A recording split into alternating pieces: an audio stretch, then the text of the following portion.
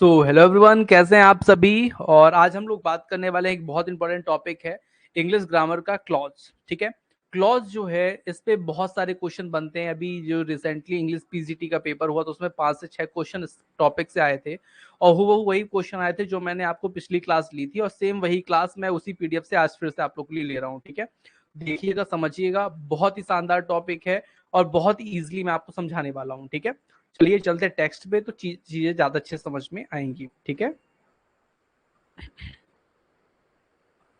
Dear student, सबसे पहली बात समझने लायक ये होती है कि क्लॉज होता क्या है। ठीक है, तो क्लॉज सिंपल समझ लीजिए, सब्जेक्ट के साथ वर्ब का होना जो एक सेंटेंस बनाए उसी को क्या कहते हैं, क्लॉज होना। ठीक, क्लॉज होते हैं। ठीक है, अगर इसे आप एज ए डेफिनेशन समझेंगे, ठीक है, तो इससे आप बोल सकते हैं clause is a group of word forming part of sentence and containing a subject and predicate. ठीक है, मतलब ऐसा ऐसा सेंटेंस जिसमें क्या हो, सब्जेक्ट और प्रेडिकेट हो, मतलब subject plus helping verb plus main verb plus object ये हो, वही क्या कहलाता है, आपका क्लॉज कहलाता है। ठीक है, या सब्जेक्ट के साथ आप कह सकते हैं हेल्पिंग वर्ब है या मेन वर्ब है या कोई भी वर्ब है तो उससे आप क्लॉज कह सकते हैं। ठीक है, लेकिन क्वेश्चन कैसे पूछे जाते हैं वो इंपॉर्टेंट है, वही चीज मैं आपको समझाऊंगा। कितने तरह के क्लॉज होते हैं, ठीक है, वो मैं आपको बताऊंगा। क्या इसके इंपॉर्टेंस हैं वो मैं आपको बताऊंगा इसी वीडियो में। चलिए ध्यान समझते हैं। सबसे पहले मैंने आपको बताया, लिखा है ही संजय, तो यहाँ पे ही इज, ये ही सब्जेक्ट हुआ, इज क्या हुई, आपकी हेल्पिंग वर्ब हुई, मतलब वर्ब हुई। ठीक है, तो ही के साथ इज का होना ही क्या हो गया, क्लॉज हो गया। ठीक है, किसी भी सेंटेंस में जितने बार सब्जेक्ट और वर्ब होगी उतने बार उसमें क्या होगा, क्लॉज होगा। ठीक है, जैसे यहाँ पे क्या है, ही वॉज कॉलिंग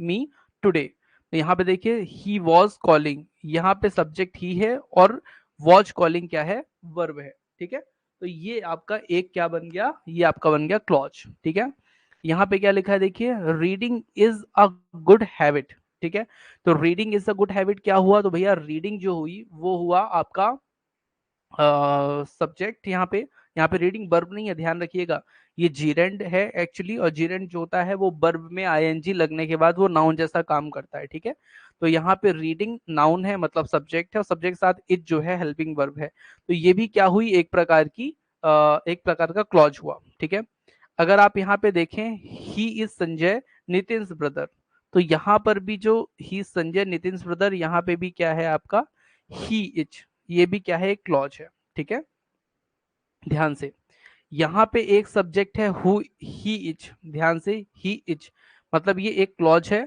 और साथ में यहाँ पे देखिए लिखा है हु इज, तो यहाँ पे एक और क्लॉज है, मतलब इस सेंटेंस में दो क्लॉज है। मैंने कहा था ना, अगर सब्जेक्ट के साथ हेल्पिंग वर्ब मिली तो आपका क्या हो जाएगा, जितने बार सब्जेक्ट के साथ हेल्पिंग वर्ब उतने ही आप मान के चल सकते हैं कि उसमें क्या होने वाला है, आपका क्लॉज होने वाला है। ठीक है, तो ये चीज आपको समझ के चलनी है। ठीक है,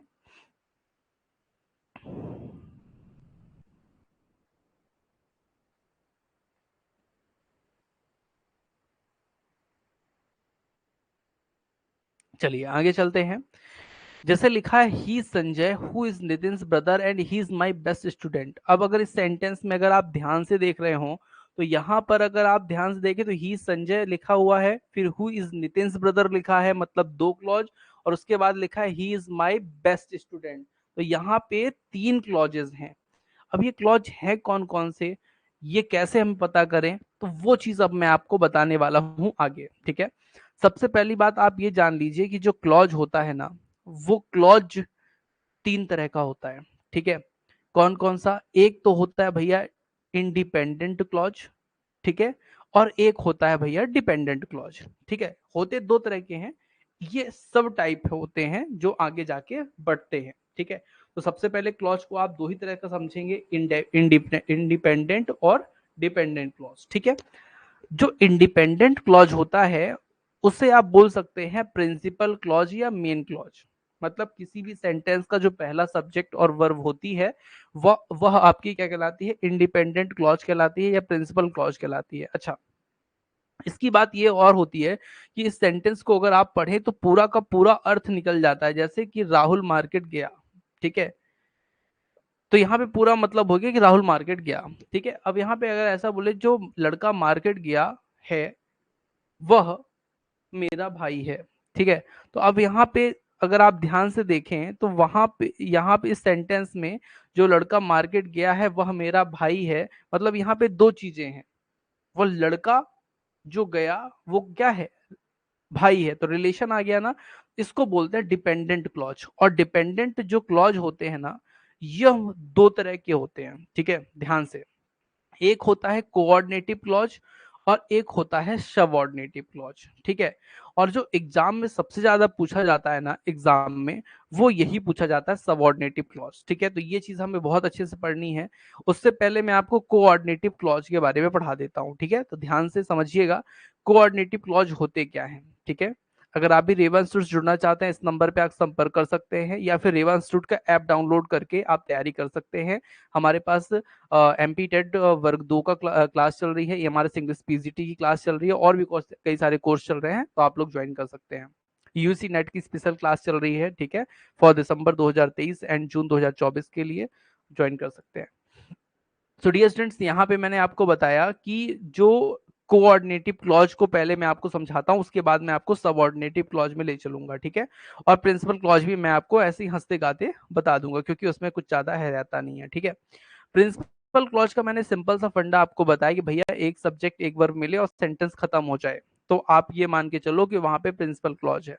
जैसे कि आपने लिखा क्या, ही इज संजय, तो यहाँ पे ही इज संजय, यहाँ पे अगर आप देखें तो सब्जेक्ट प्लस हेल्पिंग वर्ब आपका नेम है, तो ये आपका क्या है, प्रिंसिपल क्लॉज है।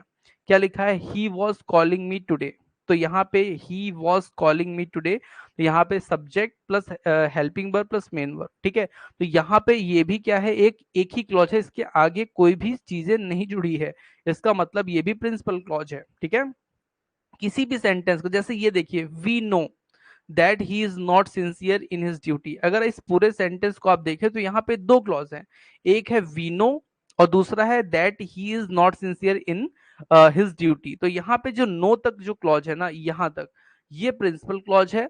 इसके ऊपर डिपेंड कौन है, तो भैया डिपेंड ये है आपका that he is not sincere in his duty. ठीक है, तो ये चीज मैं आपको समझाने की कोशिश कर रहा हूं कि जो सब्जेक्ट के बाद जो कनेक्टर लगा हुआ है ना, वो कनेक्टर जो होता है उसके बाद का जो पार्ट होता है वो क्या होता है, वो आपका डिपेंडेंट क्लॉज होता है। ठीक है,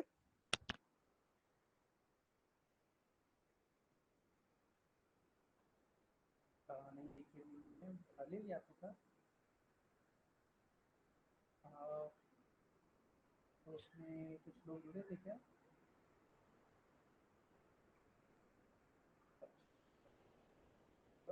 अगर उसमें कोई जुड़ा होगा ना तो वो क्लास ऑलरेडी सेव हो जाएगी। ठीक है, फिर मैं देखूंगा उसको,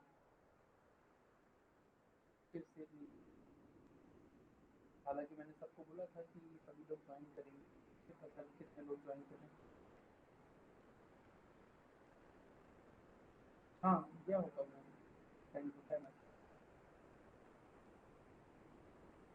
थोड़ी देर बाद वो ऑलरेडी वहीं पे लाइव क्लास में दिखने लगेगा। ठीक है, एक क्लास आप और ले लीजिए अपनी छोटी, एक ही क्लास, वो 1 घंटे बाद शुरू होगी क्लास। उसमें तो टाइम लगता है ना वो।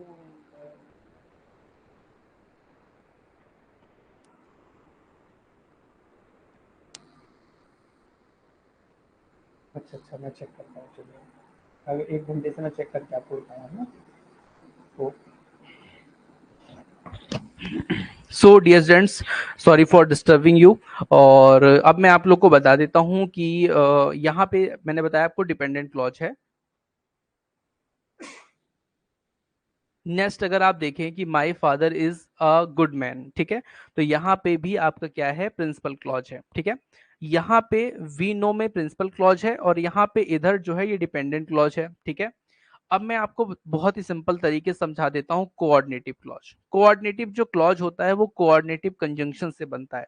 ठीक है, कोऑर्डिनेटिव कंजंक्शन क्या होते हैं तो आप याद कर लीजिए, इससे आप शॉर्ट फॉर्म पे फैन फैन वॉइस भी बोलते हो, या फिर आप इसको बोल सकते हैं for and nor but of at so. ठीक है, for and nor but of at so. ठीक है, तो ये जो है आपका क्या है, कोऑर्डिनेटिव क्लॉज होता है। ठीक है, अब इसको याद कर लीजिए, जब कभी भी ये एग्जाम में आए ना कि कोऑर्डिनेटिव क्लॉज, तो उसमें आप देख लीजिए अगर ये 7 चीजें मिल गई, for, and, nor, but, of, at, so, इसका मतलब ये होता है कि ये जो सेंटेंस है वो कैसा कंजंक्शन है, कोऑर्डिनेटिव कंजंक्शन है या कोऑर्डिनेटिव क्लॉज है। ठीक है, पहली बात।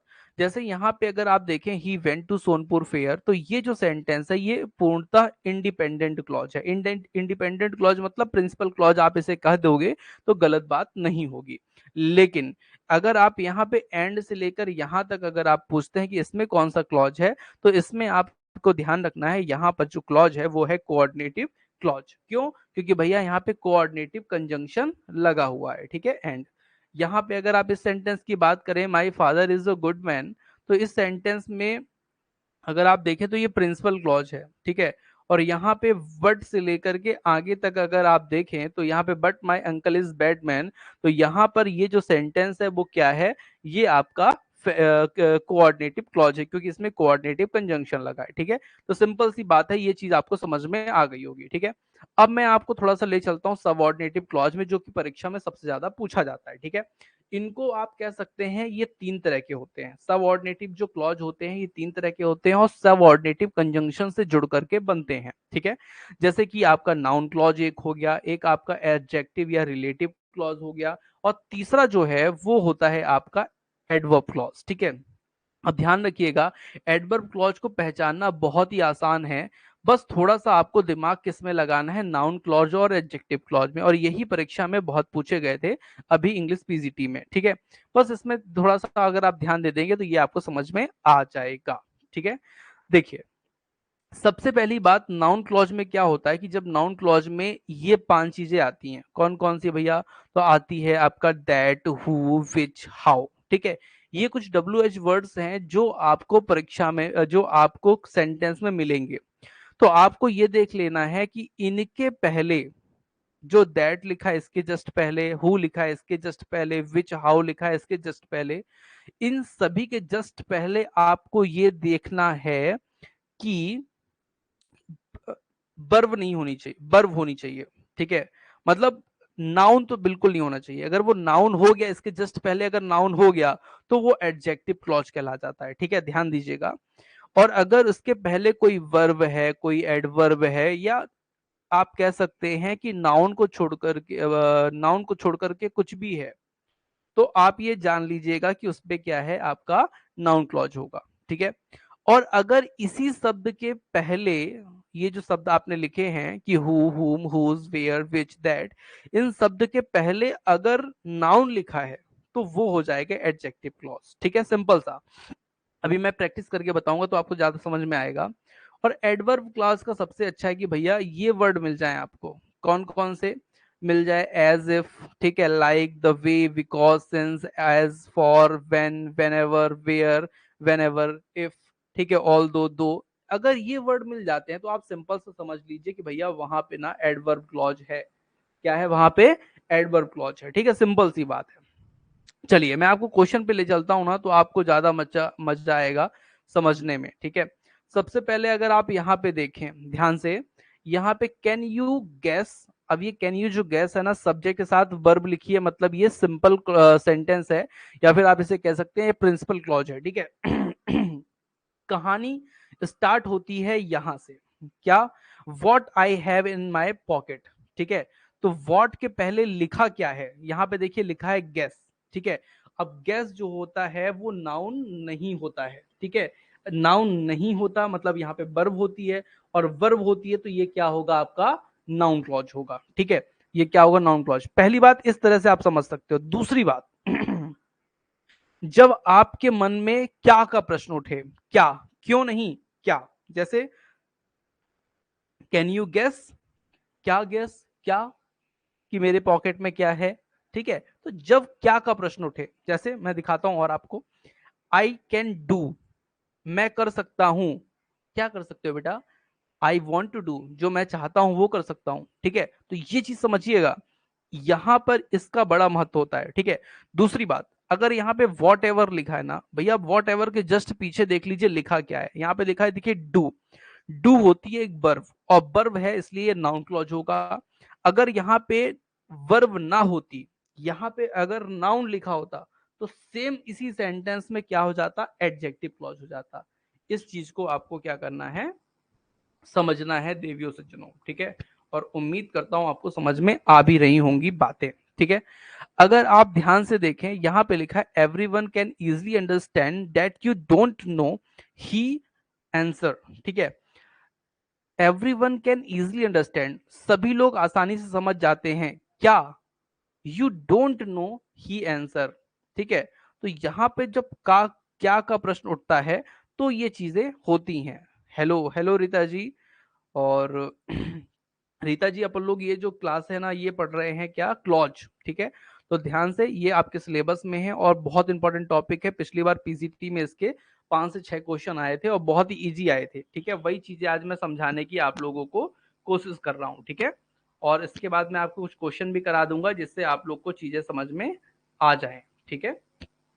चलिए, सो डियर स्टूडेंट्स, यहाँ पे आपने क्या देखा कि लिखा है दैट। अब आप दैट के जस्ट पहले अगर आप देखें तो लिखा है अंडरस्टैंड। अंडरस्टैंड एक वर्ब होती है, ठीक है। अगर ये वर्ब होती है तो इसका मतलब ये नाउन क्लॉज है। अगर इसके जस्ट पहले नाउन लिखा है, ठीक है, तो वो क्या होगा, तो आपका फिर हो जाएगा एडजेक्टिव क्लॉज, ठीक है।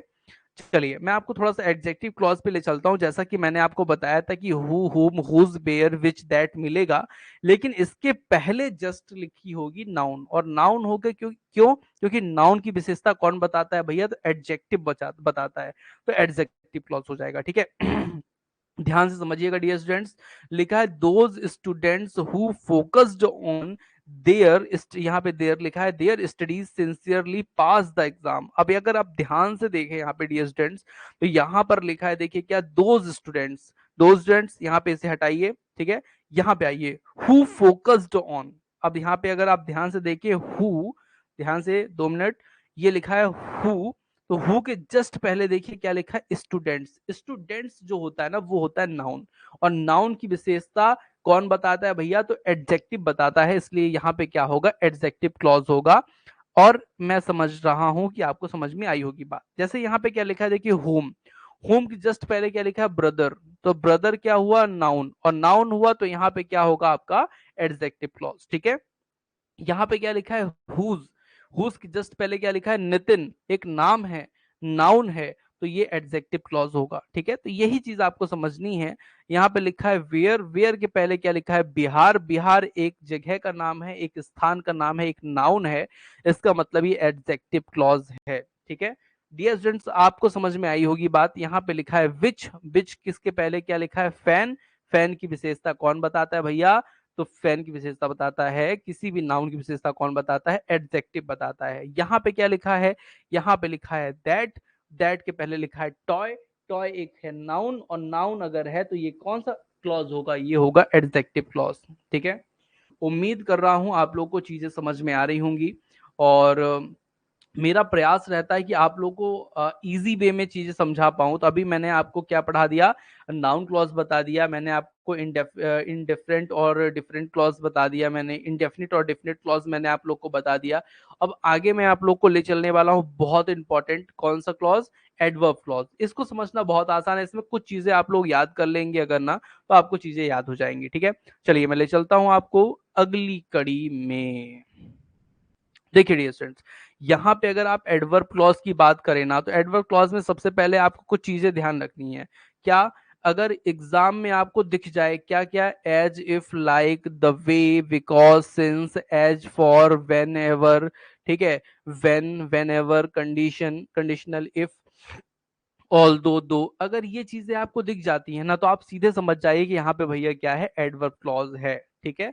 उम्मीद करता हूं समझ में आएगी बातें। अब ध्यान दीजिए, देखिए यहाँ पे लिखा है क्या, बिकॉज, बिकॉज देख लिया ना आपने, सीधे आप बता दीजिए भैया ये कौन सा क्लॉज है। तो यहाँ पे ध्यान दीजिएगा, बिकॉज के पहले ये जो क्लॉज है ये है प्रिंसिपल क्लॉज, ठीक है। कंजंक्शन के पहले प्रिंसिपल क्लॉज ही होता है, कंजंक्शन के बाद जो होता है वो कौन सा क्लॉज होता है, जो चल रहा है। जैसे यहाँ पे बिकॉज लिखा है तो एडवर्ब क्लॉज है, ठीक है। अगर आप यहाँ पे द वे देखें, द वे के बाद जो क्लॉज है वो एडवर्ब क्लॉज है, और द वे के पहले जो क्लॉज है वो है आपका प्रिंसिपल क्लॉज। यहाँ पे लिखा है व्हेन, व्हेन के बाद जो क्लॉज है वो है आपका कौन सा क्लॉज, व्हेन के बाद जो क्लॉज होता है वो आपका कहलाता है एडवर्ब क्लॉज, और व्हेन के पहले का जो क्लॉज है वो प्रिंसिपल क्लॉज। ठीक है, इस तरह से मैंने आपको बता दिए कुछ क्लॉजेस। ठीक है, अब मैं आपको कुछ प्रैक्टिस करवाता हूं, ध्यान से समझिएगा, ध्यान से बताइएगा। ठीक है,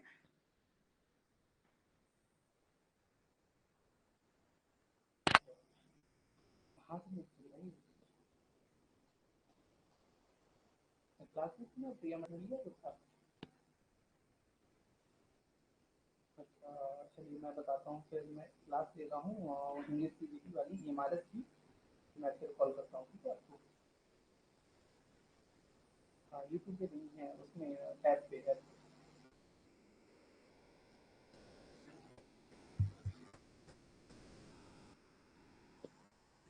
सो डियर स्टूडेंट्स, ध्यान से समझिएगा, ध्यान से। यहाँ पे क्या लिखा है, he expects that he will get a prize. अब यहाँ पे अगर ध्यान से आप देखें तो यहाँ पे क्या लिखा है, ही एक्सपेक्ट्स। ठीक है, तो यहाँ पर लिखा है, देखिए ये जो पूरा सेंटेंस हुआ, ये इतना जिसमें मैंने ब्लू कलर किया है, ये जो है ये आपका प्रिंसिपल क्लॉज हुआ। ठीक है, ये है कंजंक्शन दैट। दैट के पहले आप देख लीजिए लिखा क्या है, लिखा है एक्सपेक्ट्स। एक्सपेक्ट्स जो होती है एक वर्ब होती है। ठीक है, अपेक्षा करना। तो यहां पर ये वर्ब है, इसका मतलब ये नाउन क्लॉज हुआ। ठीक है, ध्यान से। अगर ये लिखा है विच, और विच के पहले जस्ट क्या लिखा है, नाउन लिखा है, तो ये एडजेक्टिव क्लॉज हुआ। बहुत ही आसान है समझना। ठीक है, वाइल, वाइल जो होता है वो एडजेक्टिव और नाउन क्लॉज में नहीं होता। वाइल कहाँ पे होता है, ये होता है एडवर्ब क्लॉज में। ठीक है, देन कहाँ होता है, एडवर्ब क्लॉज में। मतलब इनको समझना बहुत ही आसान है। देखिए लिखा क्या है, हु के जस्ट अगर आप पहले देखेंगे तो लिखा है नेफ्यूज। नेफ्यूज जो होता है वो नाउन होता है। ठीक है, तो यहाँ पे नाउन है, मतलब ये एडजेक्टिव क्लॉज है। ठीक है, यहाँ पे लिखा है दैट। दैट के जस्ट आप पहले देखेंगे तो क्या लिखा है, नाउ। ठीक है, नाउ एक वर्ब होती है, इसका मतलब ये जो है ये नाउन क्लॉज है। ठीक है, सिंपल सा है। देखिए बिकॉज लिखा है ना, तो एडवर्ब क्लॉज, मैंने आपको बताया था बिकॉज कहाँ आता है, एडवर्ब क्लॉज में आता है। वेयर, वेयर के जस्ट पहले अगर आप देखेंगे तो क्या लिखा है भैया, प्लेस लिखा है। प्लेस एक नाउन होता है, मतलब ये एडजेक्टिव क्लॉज है। ठीक है, बहुत ही आसान है। इसको अगर आप समझेंगे ना, जैसे ये वेन लिखा है, तो वेन अगर आप देख लीजिए तो सीधे आपको समझ में आ जाएगा भैया ये जो वेन है ना, ये आपका एडवर्ब क्लॉज होता है। ठीक है, मैंने आपको बताया वेन कहाँ मिलता है, एडवर्ब क्लॉज में मिलता है।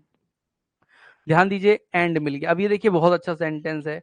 यहाँ पे अगर आप ध्यान से देखें तो इसमें आपका कोऑर्डिनेटिव कंजंक्शन भी है, सबऑर्डिनेटिव कंजंक्शन भी है। कैसे, अगर मैं आपको यहाँ से क्वेश्चन यहाँ तक पूछूं, देखिए सबसे पहले आप यहाँ पे से यहाँ तक देखिए, यहाँ पे कौन सा क्लॉज है, तो भैया प्रिंसिपल क्लॉज है। ठीक है, अगर आप यहाँ से यहाँ तक देखेंगे तो यहाँ पे कौन सा क्लॉज है, दैट लिखा है। दैट के पहले नो एक वर्ब है, और वर्ब लिखा है, तो ये नाउन क्लॉज होगा। ठीक है, तो ये वाला जो जितने में ब्लू कलर है वो, अगर उस पे अंडरलाइन नीचे होती है, तो अगर आपको पूछा जाए कभी ऐसा क्वेश्चन, तो आपको बताना है ये नाउन क्लॉज है। अगर यहाँ पे एंड से लेकर के कमिट्स क्राइम तक अगर हम बात करें, इसमें अंडरलाइन की जाए, तो ये मैं आपको बता दूं ये कौन सा क्लॉज है, तो ये जो क्लॉज है वो है आपका, एंड आया है ना, मतलब फैन बॉयज। फैन बॉयज मतलब कोऑर्डिनेटिव कंजंक्शन। ठीक है, तो बहुत आसानी से आप इस तरह के क्वेश्चन कर सकते हैं। अगर वीडियो अच्छा लगे तो आप लोग शेयर कीजिएगा। और मैं आप लोग को बता दूं ये जो नंबर है ये मेरा पर्सनल नंबर है, इस पे आप बात करके क्वेश्चन भी पूछ सकते हैं। और अगर आपको कोई कोर्स पूछना है, जैसे कि इंग्लिश वर्ग 2 का कोर्स चालू है, ठीक है, सोशल साइंस का कोर्स चालू होने वाला है, ठीक है, और भी जो कोर्सेज हैं जैसे कि इंग्लिश हमारा पीजीटी का कोर्स चल रहा है, वो अगर आप ज्वाइन करना चाहते हैं तो सिंपल सा आप हमारा रेवा इंस्टीट्यूट ऐप डाउनलोड कर लीजिए, डिस्क्रिप्शन में लिंक है उसके द्वारा, या फिर आप ऐप डाउनलोड कर सकते हैं गूगल प्ले स्टोर पे भी, रेवा इंस्टीट्यूट क्लिक करके। ठीक है, बहुत बहुत धन्यवाद आप सभी का। अच्छे से चीजें समझ में आई होंगी, ऐसी मैं उम्मीद करके चल रहा हूँ। और नेक्स्ट टाइम अगर आपने पढ़ा अच्छे से, निश्चित तौर पे आपका चयन हो जाएगा। ठीक है, सो डियर स्टूडेंट, आज के सेशन पे इतना ही, मिलते हैं नेक्स्ट सेशन पे। Thank you for watching.